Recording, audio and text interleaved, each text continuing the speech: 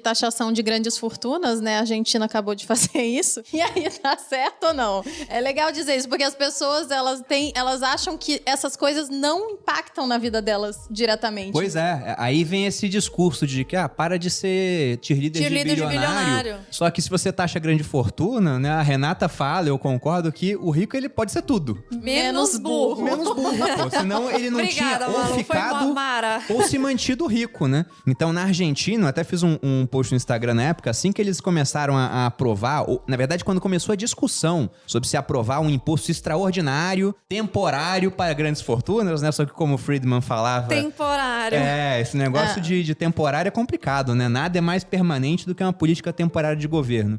Do lado, eu coloquei esse post e do outro, do pessoal que tava fugindo pro Uruguai. E o Uruguai, que não é bobo, o que ele fez? Ele diminuiu os impostos para aquelas pessoas que têm mais capital e estão vindo da Argentina. Mas isso tá acontecendo em estados dos Estados Unidos, né? Pessoas saindo da Califórnia, indo pro Texas. O Elon Musk, né, fez esse movimento recentemente. E isso vai acontecer com outras pessoas, logicamente. E é algo que aconteceu na França. Eu até comento isso no meu curso e sempre também falo sobre isso, que na França eles chegaram a 75% a alíquota máxima para pessoa física. E aí, uma coisa extremamente irônica foi que o ator Gerard Depardieu foi pegar a residência fiscal na Rússia, que é um ex-país soviético, socialista, que lá tava mais barato do que na França. Lá, quando ele foi. Então, né, aí o dono da LVHM, que é aquela empresa que é dona da Louis Vuitton, da Moët Chandon e de outras marcas de luxo, foi pra Bélgica, jogadores de futebol se espalharam. E aí eu quero que vocês expliquem. É fronteira com a França, pô. Fala o mesmo idioma, inclusive. O francês é uma das línguas oficiais. E aí eu quero que vocês expliquem o porquê que isso não é legal pro país, né? Por que eles estão, na verdade, é ruim que o bilionário ou o milionário, quem for, a riqueza saia do país. Não, é meio óbvio, né? Depois que a pessoa sabe, principalmente. Talvez as pessoas realmente ouvindo, é necessário ser dito. Mas vamos pegar o caso do Gerard Depardieu, porque eu e a Malu, a gente viu isso na prática. A gente tava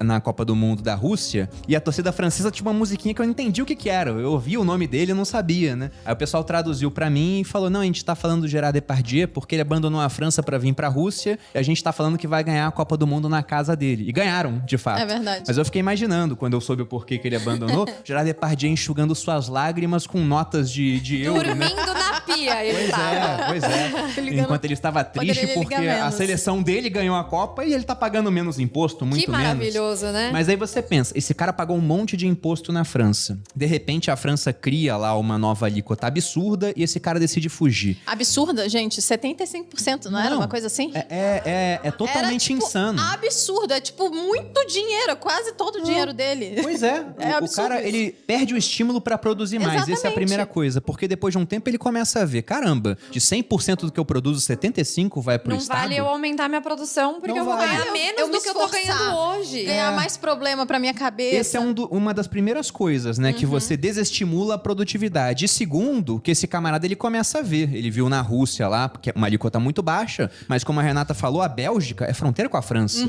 Se ultrapassasse a fronteira, fosse por um país com uma cultura muito similar, até com o mesmo idioma, né? Um dos idiomas oficiais, ele iria pagar menos imposto. Então cresce o estímulo para que ele saia do país e com isso leve os seus recursos financeiros. E provavelmente, se esse cara chegou num patamar para quererem tanto a riqueza dele, né, ele construiu alguma coisa de valor, ele fornece produtos, fornece serviços. Já Depardieu, ele é ator, eu não sei se ele tem outras coisas em si. Cria empregos, né? Mas se não tivesse, o dinheiro dele tá no banco. E quanto mais dinheiro disponível para ser emprestado, mais baixos são os juros. Então é mais fácil do pobre industrioso pegar o dinheiro do rico, entre aspas, ocioso, para fazer alguma coisa. E num ambiente de liberdade econômica, ele pode começar a empreender e um dia, né, ele pode ficar rico. Esse ponto é muito importante, porque as pessoas acham que não é uma cadeia, né?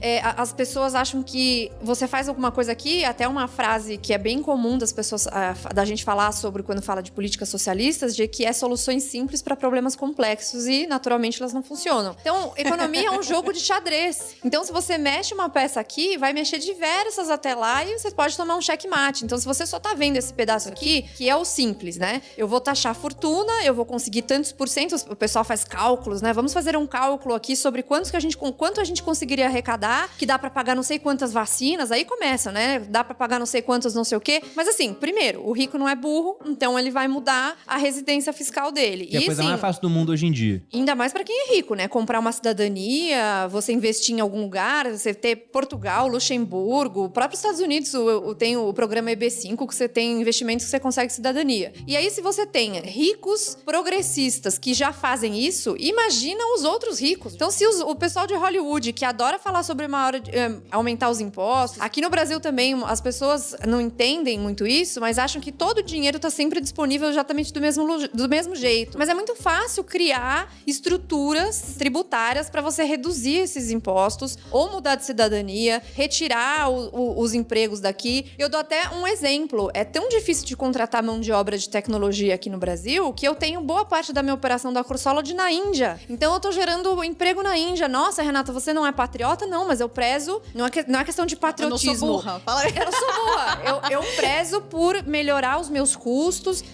Então, pagando em dólares para eles, fica mais barato do que você ter alguns contratos trabalhistas aqui. Então, você tem uma série de problemas que você precisa atacar, em vez de atacar a riqueza. Atacar a riqueza é justamente a causa da pobreza. Não, e tem outro ponto também, né, sobre essa questão de imposto de grandes fortunas.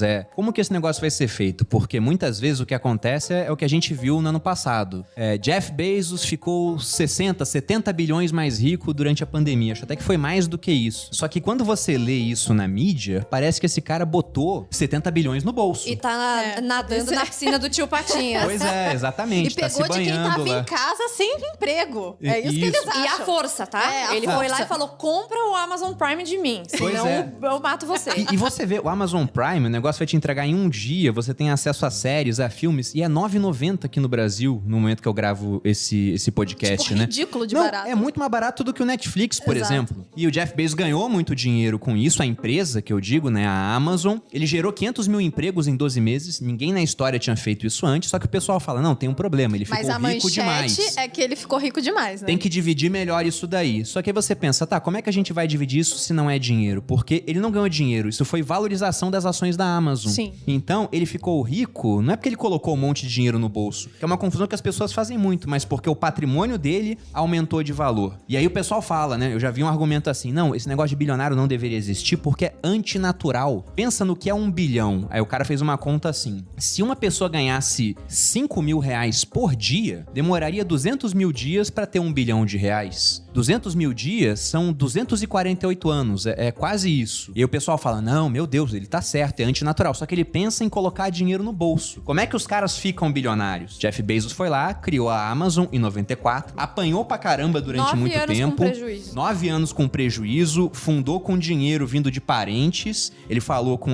os pais dele, né? Inclusive o nome dele, Bezos. E assim que se fala, antes que comece a corrigir nos comentários aí, está escrito numa das primeiras páginas do livro A Loja de Tudo, que fala da história da Amazon. Mas ele pegou dinheiro emprestado com os pais, largou uma carreira boa que ele tinha em Wall Street, abriu a empresa, já vislumbrando planos de que fosse uma loja de tudo realmente, ele só começou com livros, mas ficou um tempão tendo prejuízo, ele quase quebrou na crise de 2001, mas depois ele conseguiu, né? Com muito trabalho ele conseguiu fazer a empresa dar certo. Como? Vendendo as coisas pelos menores preços possíveis. A Amazon durante muito tempo topava ter prejuízo para poder conquistar o cliente. E com esse tanto de clientes comprando lá de maneira corriqueira, ele tinha muita receita, mas tinha um baixo lucro, ele cobrava muito pouco. O lucro da Amazon hoje, da operação de varejo, ele é muito baixo. Ainda é baixo, O dinheiro grosso mesmo vem do Amazon Web Services, que é essa parte de fornecer serviços de internet, nuvem, criação de site, servidor, nuvem, né? Muita gente é cliente aqui no Brasil do Amazon Web Services. Olha aí, a Renata é cliente. Inclusive, eu dou dinheiro pro Jeff Bezos. E por que você é cliente deles, né? Porque é bom. Pois é, ele não botou uma arma na sua cabeça e falou, compra, né? Eu nunca tive que fazer isso com aluno, espero nunca ter que fazer, não ter que chegar nesses meios, né? Pra conseguir uma venda. Agora você já viu não garanto que eu não vou fazer, Você já viu a cara da Malu Brava. Isso aí dá pra vender uns cursos aí